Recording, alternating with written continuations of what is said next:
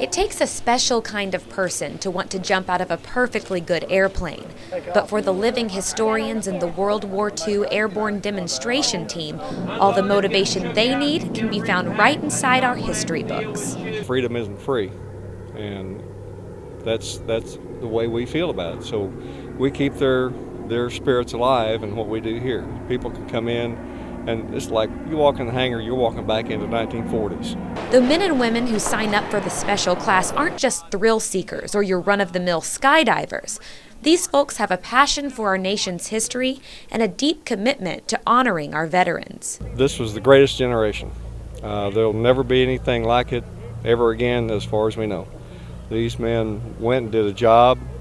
They went and did it without complaining, so to speak.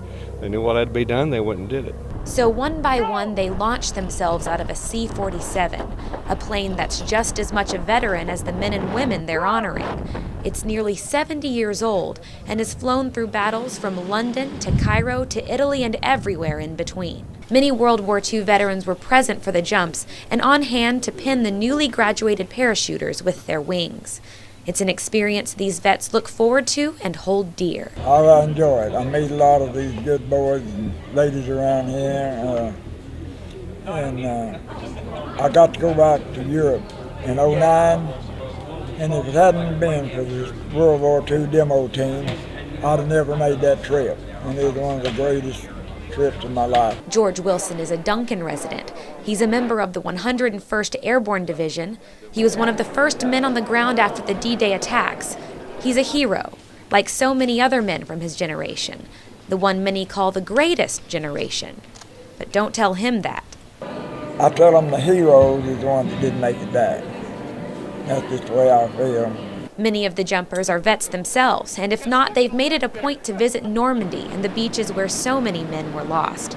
And as they pack their chutes, ride in the plane, breathe the crisp air, and soar over the ground below, they remember those experiences and never forget the price of their freedom.